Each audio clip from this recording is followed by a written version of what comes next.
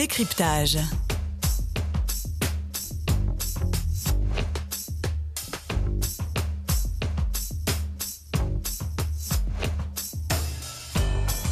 C'est un pic, un cap, une péninsule. On pourrait dire cela de l'œuvre de Céline tant elle se voit comme le nez au milieu de la figure de la littérature française. De cette œuvre-là, encensée par les uns, contestée par les autres, on croyait tout savoir. Et dans la torpeur de l'été, paraît le 4 août un article signé Jérôme Dupuis dans Le Monde. Il annonce que des milliers de pages que l'on pensait perdues ont ressurgi comme une Atlantide oubliée. Un trésor de papier. On parle alors de l'une des découvertes littéraires les plus extraordinaires de ces dernières années. Dans ce trésor, 1000 feuillets d'un roman inédit intitulé Londres, 600 feuillets inédits de Casse-Pipe, 1000 feuillets d'une version manuscrite de Mort à crédit et 600 feuillets de Guignol's Band. Ajoutons-y le manuscrit d'un inédit, La volonté du roi Krogold. Pour évoquer cette affaire à la fois littéraire et juridique, qui mieux que l'un de ses meilleurs biographes, François Gibault. Mais cet écrivain et avocat est aussi, avec Véronique Chauvin, l'un des deux ayants droit de Lucette Détouche, la veuve de l'écrivain, morte en 2019 à l'âge de 107 ans. Et quand on parle de Céline, on a envie d'entendre Fabrice Lucchini. À l'occasion de la parution d'un CD chez Gallimard, Lucchini lit Céline. Nous écouterons le comédien raconter son compagnonnage avec l'auteur du Voyage au bout de la nuit et nous entendrons bien sûr un extrait de sa lecture. Ce soir, nous revenons sur l'un des grands mystères de la littérature française, le mystère Céline. Laurent Lemire.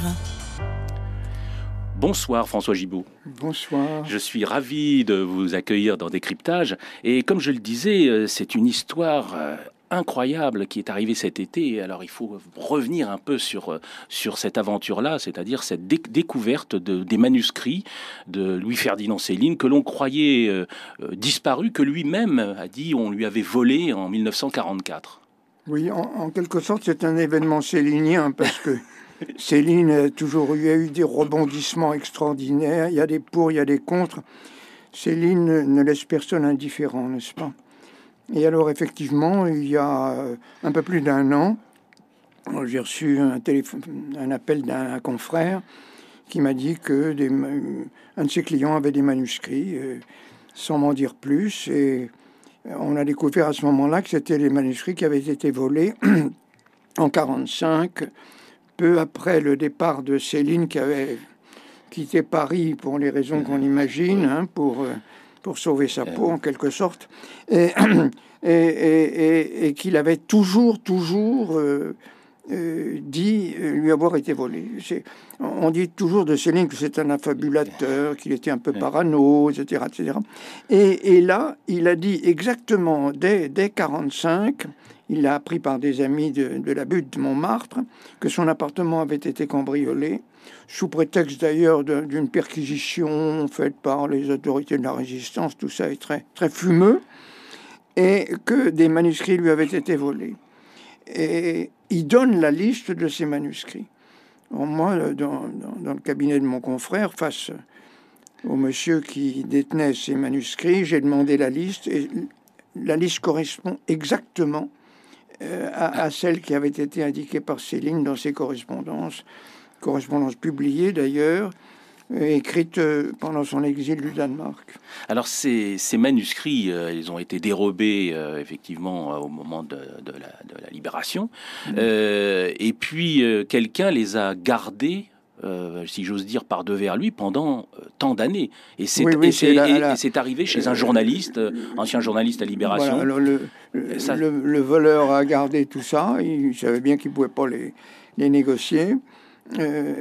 Sa fille en a hérité, et les manuscrits ont été remis alors dans des conditions inconnues au monsieur qui les possédait. Et voilà. Qui les a conservés durant des années. Il dit qu'il ne les a pas achetés, il dit qu'on les lui a donnés, on ne sait pas pourquoi, et on ne sait pas par qui, parce qu'il invoque le secret des sources dont bénéficient les journalistes. Voilà. Ce qui est du reste faux, d'abord parce qu'on ne lui a pas donné ces manuscrits dans le cadre de ses fonctions de journaliste, premièrement, et puis deuxièmement, à ma connaissance, il les a depuis peu, et à une époque, il les a reçus à une époque où il n'était déjà plus journaliste. Voilà, il fait remonter la possession avant 2006 parce qu'il a cessé d'être journaliste en 2006 pour pouvoir bénéficier du secret des sources. Mais qu'est-ce qui fait que justement ces manuscrits sont ressortis d'une certaine manière? Est-ce que c'est, je le rappelais, la mort de Lucette des Touches? Oui, parce qu'il a dit, et ça c'est affreux, il a dit que la personne qui les lui a donnés avait mis une condition à ce don, c'est que ces manuscrits ne sortent pas avant la mort de Madame des Touches, parce qu'on voulait surtout pas qu'elle s'enrichisse, à la fois parce qu'elle était de droite et parce qu'elle était riche. Je trouve ça abominable, parce que c'est elle qui était propriétaire de ces manuscrits. Elle les a attendus, elle en parlait. Et elle a dit à Véronique Chauvin, qui est avec moi son héritier, et que tu verras, après ma mort, il y a des choses qui vont sortir. Elle avait le pressentiment qu'il se passerait quelque chose et que elle avait ce pressentiment, oui. Ce feuilleton célinien n'était pas terminé. Voilà. Que va-t-il advenir de ces manuscrits? Parce que maintenant, alors ils sont en possession de qui? Écoutez, elles sont en la possession de Madame Chauvin et de moi. La police nous les a remis parce que M. Thibaudat, pour ne pas le nommer, a donné... on lui avait demandé à l'amiable pendant plusieurs mois de nous les remettre parce que nous étions les légitimes propriétaires, quitte d'ailleurs à faire une dation à la Bibliothèque nationale. Mais il a refusé. Alors aujourd'hui, il se montre, et son avocat aussi, comme les généreux donateurs, n'est-ce pas, les découvreurs, les grands serviteurs de la littérature française. Or, il a refusé de nous les remettre. Il a proposé de nous remettre certains dossiers secondaires. D'où la plainte de recel de vol. J'ai déposé plainte. En février, j'ai attendu, puisque le rendez-vous était de juin précédent. Je ne me suis pas précipité. Et alors, quand il a été convoqué par la police, tout de suite, il a dit vous les voilà, donnez-les aux héritiers. Donc, voilà, donc c'est pas un monsieur vraiment de bonne foi. Et donc ces manuscrits qu'il a conservés pendant des années, il les a, parce que ce sont évidemment des textes qu'il faut décrypter, il y a l'écriture de Céline, lui il les a décryptés d'une certaine manière. Il dit qu'il les a décryptés, il m'a jamais proposé de me montrer les textes qu'il a ainsi réalisés. Hein. Moi j'ai commencé... pour certains, parce que c'est un volume considérable. Oui, je le disais, c'était des milliers. Céline est très souvent difficilement lisible, très difficilement lisible. J'ai commencé à les décrypter, mais il n'a pas offert le travail qu'il a fait. Donc je ne sais pas si c'est une réalité ou si c'est une affabulation. François Gibault, qu'est-ce qu'il va se passer par la suite? C'est-à-dire que ces manuscrits... J'ai rendez-vous avec Gallimard. Gallimard, c'est l'éditeur traditionnel de Céline. Hein, il a publié en blanche, en Pléiade, en poche, il y a les cahiers Céline. Donc, il nous semble, à Véronique Chauvin et à moi, que c'est l'éditeur naturel de Céline. Et j'ai rendez-vous la semaine prochaine, lundi. Et puis, on va parler de la publication des inédits. C'est ça qui intéresse l'éditeur. Mais la moitié au moins du lot, en valeur en tout cas, est le manuscrit de Mort à crédit, qui est comparable au manuscrit de Voyage au bout de la nuit, qui est détenu à la suite d'une vente aux enchères publiques par la Bibliothèque nationale. J'ai commencé les démarches, nous allons donc faire une dation de ce manuscrit à la Bibliothèque nationale. Et donc on peut supposer que peut-être l'année prochaine, il y aura une publication chez Gallimard d'au moins d'un livre. Non, je ne crois pas qu'il y ait lieu à publication, parce que le manuscrit, à ma connaissance, d'après ce que j'ai vu, c'est le dernier état. C'est-à-dire le dernier état manuscrit, juste avant la dactylographie et avant l'impression, bien entendu. Alors sur la dactylographie, habituellement, Céline corrigeait une dernière fois. Mais là, c'est un manuscrit qui est assez proche de la version publiée. Donc, je ne sais pas encore. Mais il y a des inédits. Il y a aussi des inédits dans ces feuillets. Je ne pense pas qu'il y ait lieu à une nouvelle publication de Mort à crédit. Mais il y a des inédits dans ces feuillets retrouvés. Alors là, indépendamment de ce manuscrit, qui est le morceau le plus important en valeur du lot qui nous a été remis, alors là, il y a effectivement des inédits. J'ai pas mal travaillé sur des manuscrits qui s'appellent La Guerre. On a pu penser que c'était des chapitres de Voyage au bout de la nuit qu'il n'avait pas décidé de publier, mais l'écriture du manuscrit de Voyage au bout de la nuit est très très différente. Elle est beaucoup plus régulière, beaucoup plus lisible.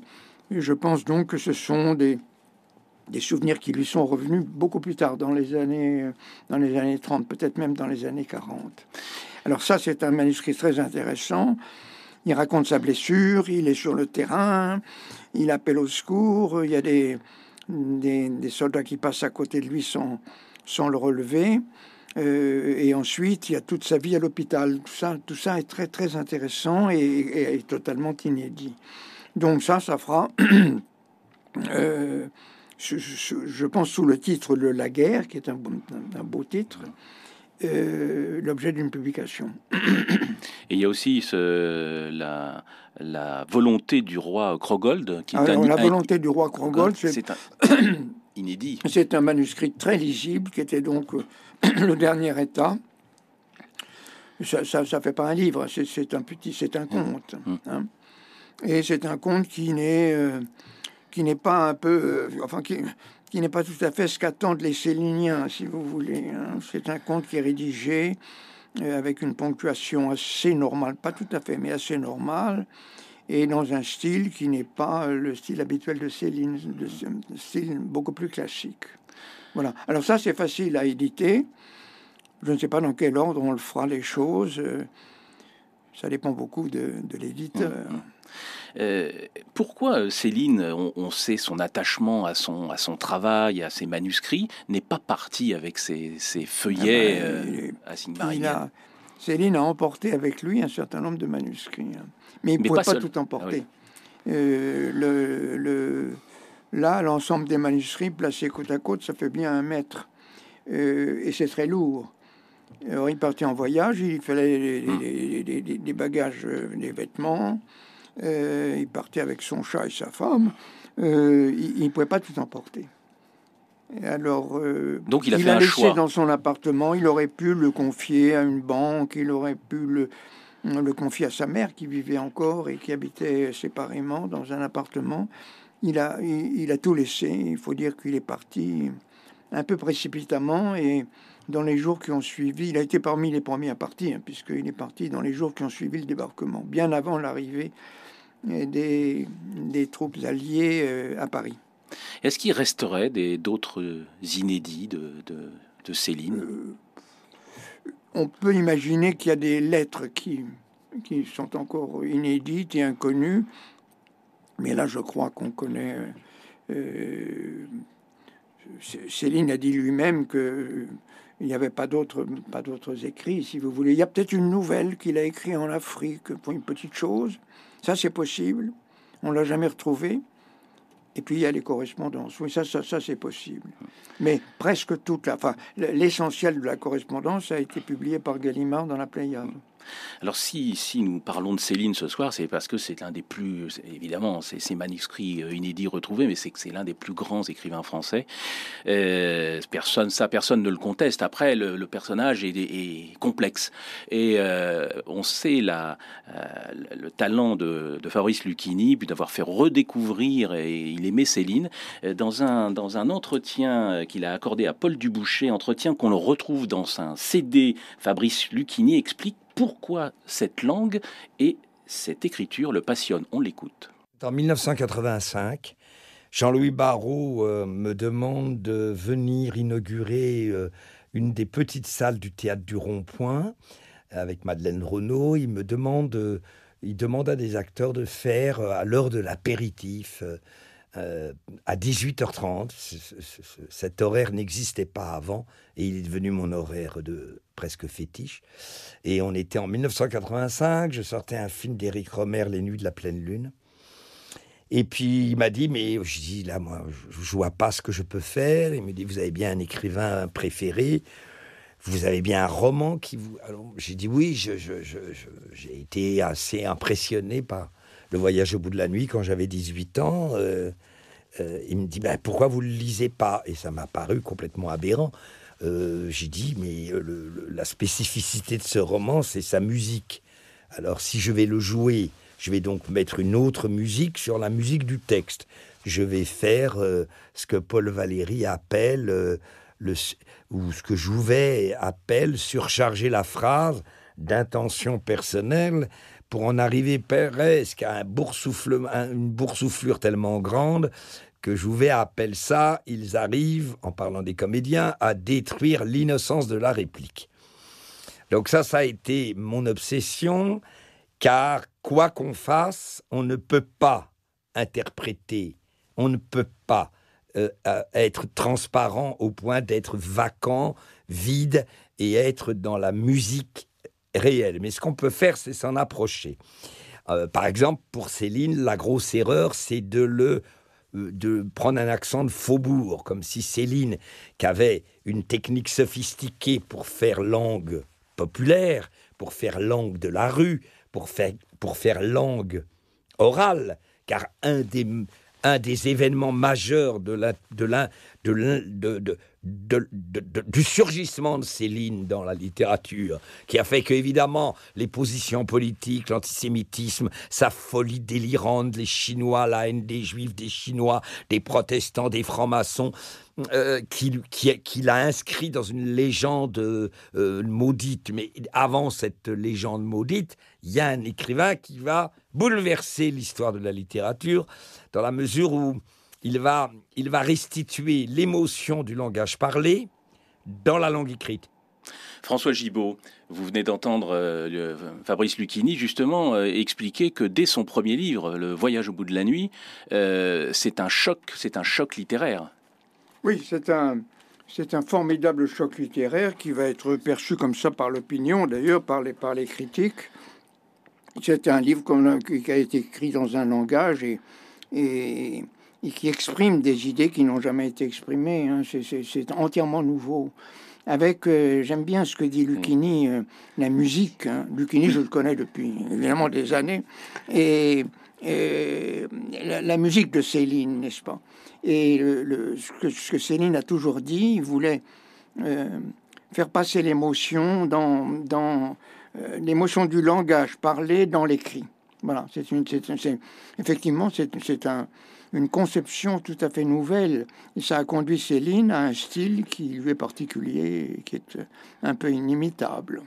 Et c'est vrai que dès l'apparition du Voyage au bout de la nuit, il y a eu quasiment, à part quelques critiques, unanimité pour reconnaître le choc, le côté novateur. Oui, l'originalité. Totalement. Oui, ça c'est sûr. Et ensuite, Céline n'a jamais cessé de surprendre, d'étonner ou de choquer. Oui, alors parce que Fabrice Lucchini le rappelait, il y a aussi le côté sombre. Il y a le côté sombre, il y a les pamphlets qui sont très céliniens parce que très excessifs, écrits dans un langage qui lui est propre. Et à une époque où l'opinion a trouvé ça très bien, finalement. On les a vendus à un très grand nombre d'exemplaires et il y a eu d'assez bonnes critiques dans l'ensemble, en tout cas pour Bagatelle pour un massacre. Oui, vous rappelez d'ailleurs dans votre introduction à ce livre qui a été réédité il y a quelques mois, D'un Céline l'autre de David Alliot dans la collection bouquins, le côté je dirais presque satirique, alors que ce sont des textes antisémites, mais Bagatelle pour un massacre, il y avait un bandeau pour rire dans les tranchées. Oui, alors, beaucoup. Alors, c'est un titre catastrophique, il faut dire, aujourd'hui. On a l'impression que certains osent le dire ou l'écrire, que c'est Bagatelle pour un massacre, le massacre évidemment des Juifs. C'est pas ça du tout. Hein. L'intention, c'était d'éviter la guerre. D'ailleurs, il y avait un bandeau sur le livre, comme sur beaucoup de livres, pour bien rire dans les tranchées. Hein, Céline a fait la guerre, il est revenu comme beaucoup d'anciens combattants, plus jamais ça, vous savez les slogans, hein, la der des der, enfin tout ce qu'on disait de la guerre de 14-18. Et il était pacifiste, il avait vécu les horreurs de la guerre, il voulait pas que ça recommence. Or, évidemment, et c'était bien normal d'ailleurs, les Juifs qui étaient persécutés par Hitler étaient favorables à la guerre pour essayer d'abattre Hitler. Hein, voilà. Bon. Et Céline ne le voulait pas. Voilà.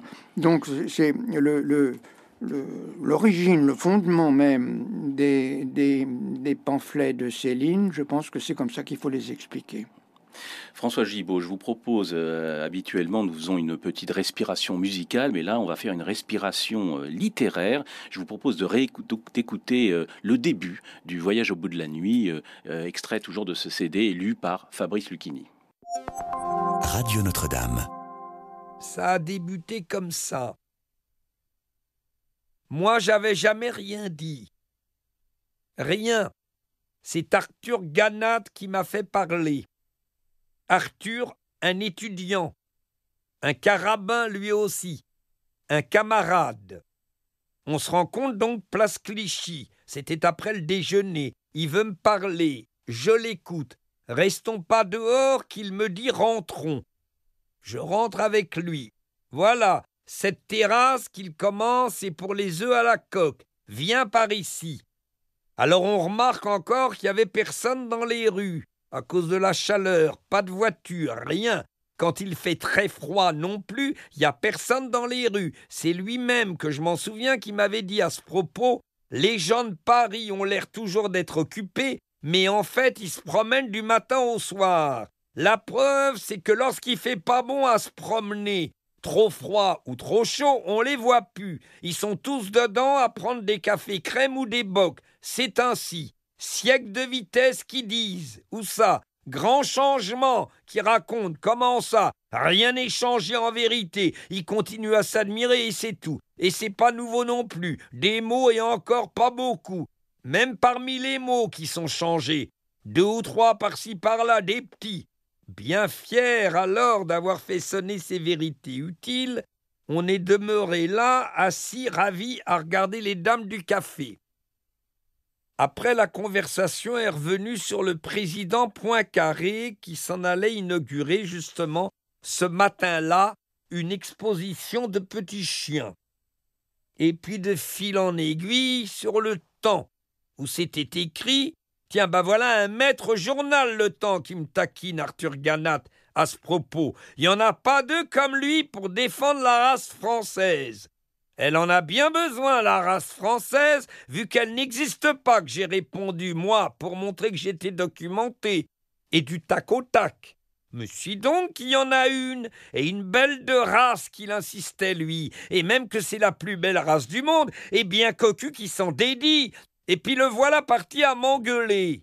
J'ai tenu ferme, bien entendu, c'est pas vrai, la race que t'appelles comme ça, c'est seulement ce grand ramassis de miteux dans mon genre, chassieux, puceux, transis, qui ont échoué ici, poursuivis par la faim, la peste, les tumeurs et le froid venus vaincus des 4 coins du monde. Ils pouvaient pas aller plus loin à cause de la mer, c'est ça la France, et puis c'est ça les Français. Bardamu qui me fait alors gravement et un peu triste, nos pères nous valaient bien, n'en dis pas de mal. T'as raison, Arthur, pour ça t'as raison. Haineux et docile, violé, volé, étripé, couillon toujours, il nous valait bien. Tu peux le dire, nous ne changeons pas, ni de chaussettes, ni de maître, ni d'opinion, ou bien si tard que ça n'en vaut plus la peine. On est nés fidèles, on en crève nous autres, soldats gratuits, héros pour tout le monde et singes parlants, mots qui souffrent, on est nous les mignons du roi misère. C'est lui qui nous possède, quand on n'est pas sage, il sert. On a ses doigts autour du cou, toujours, ça gêne pour parler, pour faire bien attention, si on tient à pouvoir manger, pour des riens, il vous étrangle, c'est pas une vie. Mais il y a l'amour, Bardamu. Arthur, l'amour, c'est l'infini mis à la portée des caniches. Et j'ai ma dignité que je lui réponds. Extraordinaire, Fabrice Lucchini, et passage, c'est le début du Voyage au bout de la nuit. Qu'est-ce qu'à chaque fois que vous entendez, vous lisez ces extraits, ces phrases, ça vous... Oui, c'est un texte extraordinaire et qui est admirablement servi par Fabrice Lucchini. Hein. Beaucoup de gens qui le disent, beaucoup de comédiens, ils se mettent en valeur, alors ils font des éclats de voix, des choses comme ça, comme des éclats de rire d'ailleurs dans un film sur Céline. On le voit éclater de rire. C'est complètement faux. Il faut servir le texte et il faut servir l'homme tel qu'il est. Céline riait, il avait bien entendu, comme tous les... C'est le propre de l'homme. Mais un rire entre les dents, c'est pas un éclat de rire, c'est un rire entre les dents. C'est le rire de Voltaire, en quelque sorte. Hein.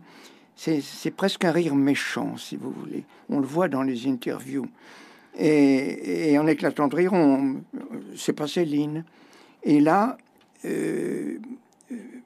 Fabrice Lucchini sert admirablement Céline, parce que, voyez-vous, il y a une voix très... Il met le texte en valeur, voilà. Il se retranche derrière le texte. Alors, il nous rappelait tout à l'heure comment il a été amené à lire Céline, puisque c'est Jean-Louis Barrault qui lui a fait cette proposition. Vous avez écrit de 77 à 85 ces 3 volumes importants, la première grande biographie de Céline publiée au Mercure de France. Comment vous êtes arrivé dans l'œuvre de Céline? Qu'est-ce qui vous a... Parce que vous êtes un avocat. Ce sont les hasards de la vie qui font quelquefois bien les choses, finalement. Moi, j'ai été invité en 62, au dernier moment, le jour même, je crois, par son avocat à un dîner chez Madame Céline. Parce que Madame Céline recevait son avocat. Elle n'allait pas au cabinet.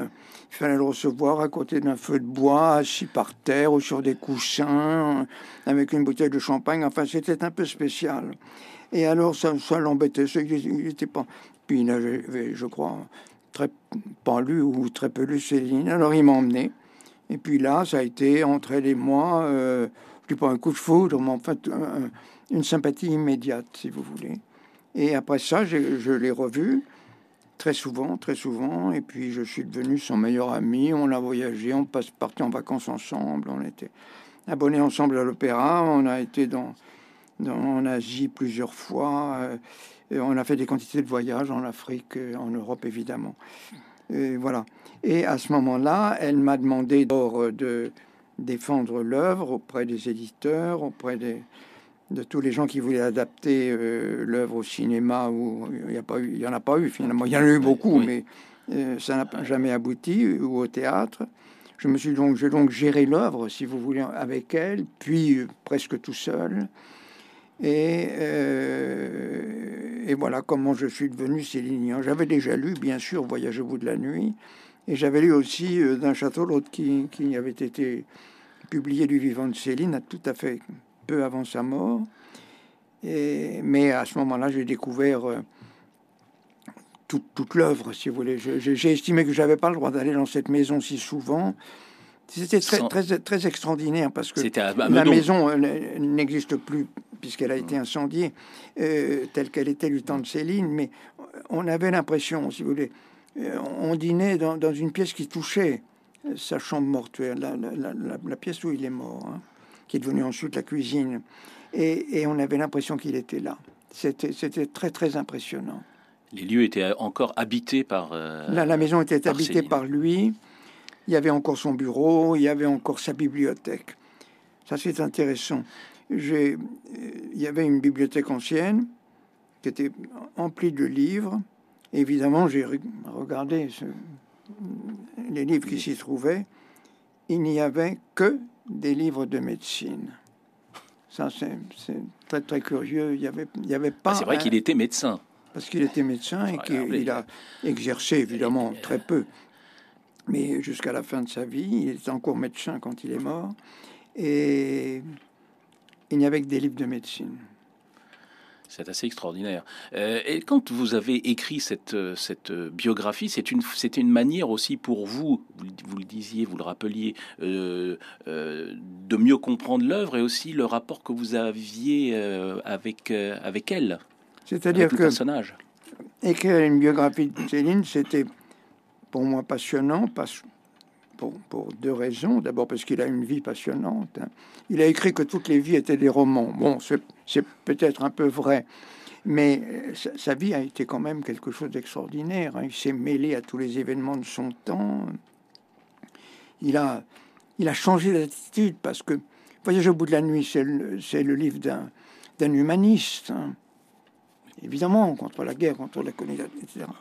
Et Bagatelle pour un massacre, écrit quelques années plus tard, c'est pas du tout le livre d'un humaniste. Non.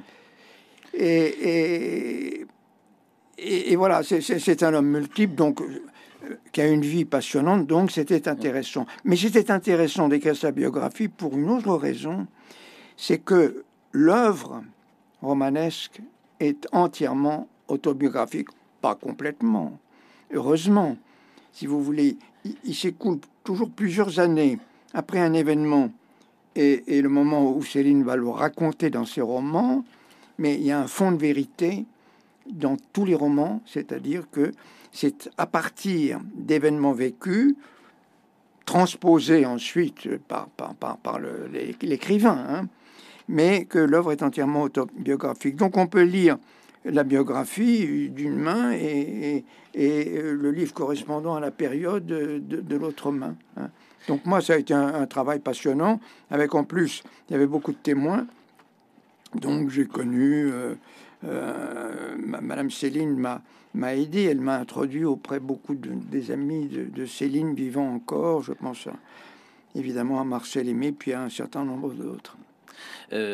Comment expliquez-vous, parce que vous le rappeliez, tous ces romans sont quand même avec un fond autobiographique, et dans ces romans, il n'y a pas d'antisémitisme dans les romans de Céline, alors qu'il y a ces pamphlets, comme s'il y avait une sorte de compartiment. Oui, comment vous expliquez ça? Il y a le romancier, puis il y a l'homme engagé, voilà. Et mais il y a pas du tout. Ce sont deux hommes différents. Il n'y a pas de lien entre les uns et les autres.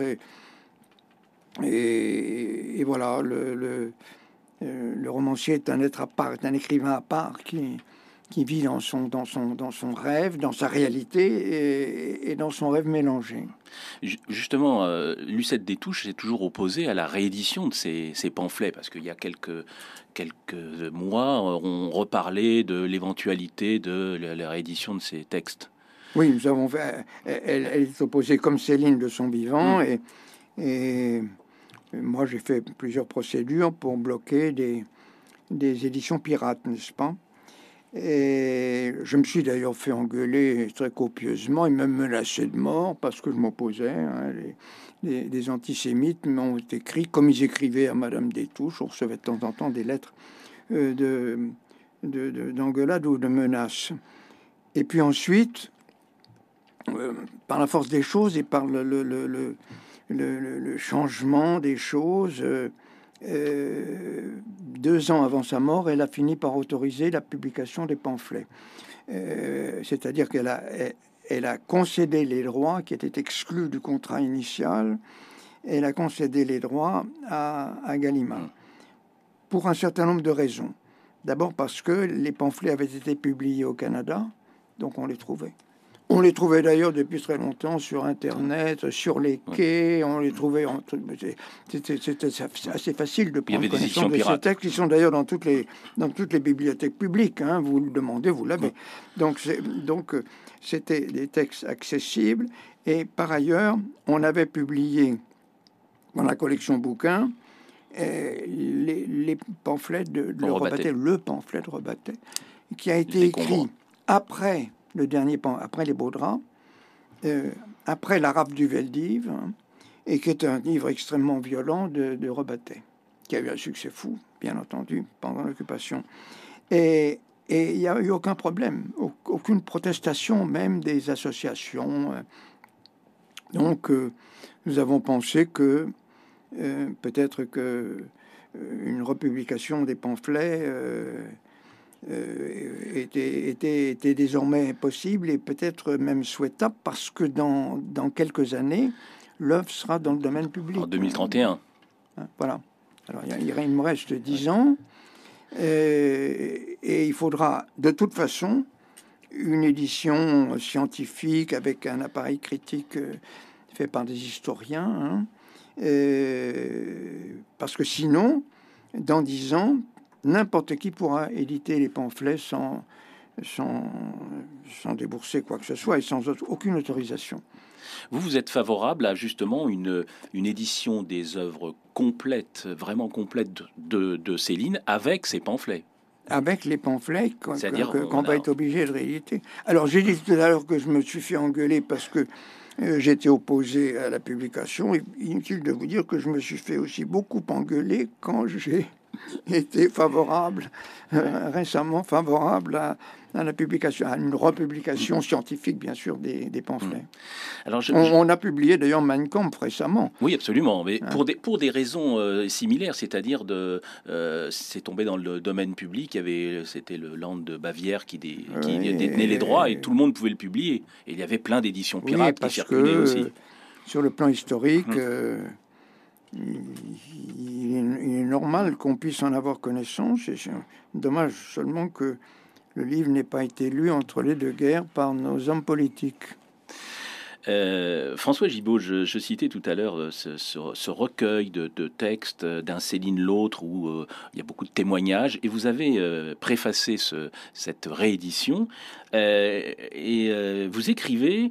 Vous dites Céline entre diable et bon Dieu, et vous écrivez impuissant témoin de l'agonie de la civilisation chrétienne, Louis-Ferdinand Céline, né du temps de l'ancienne Europe, assiste à son naufrage. Est-ce que c'est pas aussi pour cela que Céline, en dehors de ses talents d'écrivain, fascine et autant dans sa manière d'appréhender son époque et d'être au fond une sorte de témoin d'un déluge? Oui, enfin, il est témoin d'une société qui déjà la guerre 14. Existe aujourd'hui de moins en moins. Hein.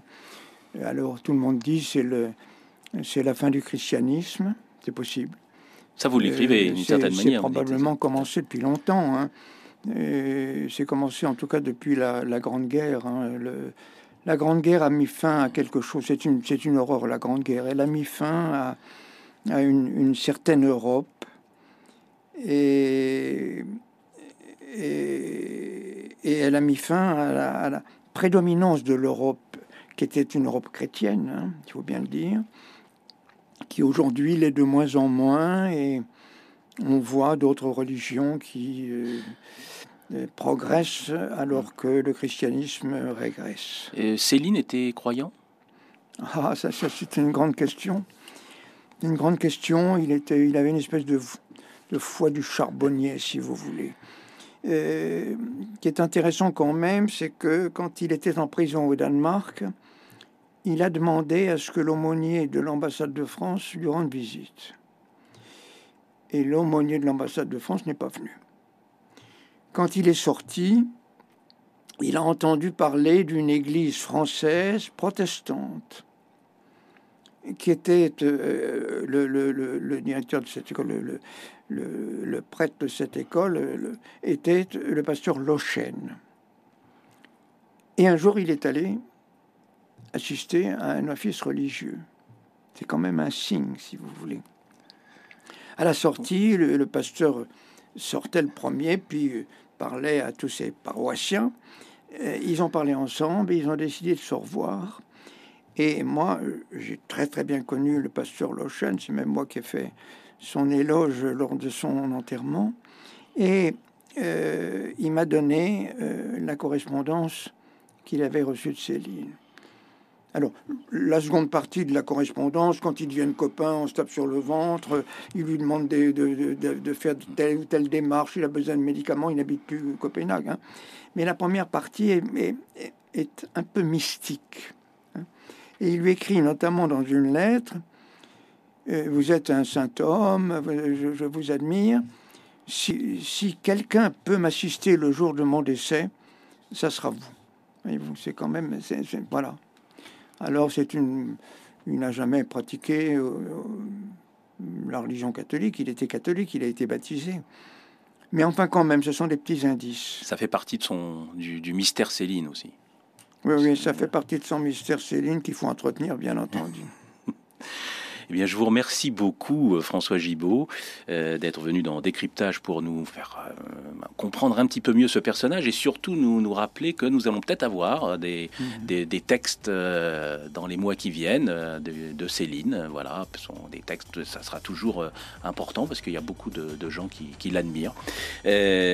Je rappelle qu'on peut trouver toujours votre biographie au Mercure de France, oui, les 3 tomes. C'est bleu, blanc, rouge. Quand un tome est épuisé, on le réédite. Ben voilà, je conseille les auditeurs parce que vraiment c'est une biographie, c'est une des premières et c'est une des biographies de référence. Et puis la réédition d'Un Céline l'autre de David Alliot, où vous avez préfacé ce livre chez Bouquin.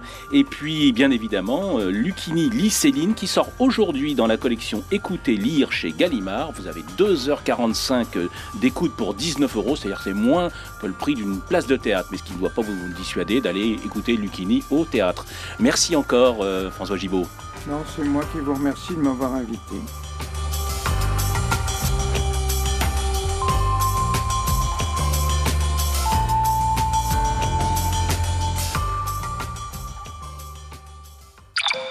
Retrouvez le podcast de cette émission sur le www.radionotre-dame.com.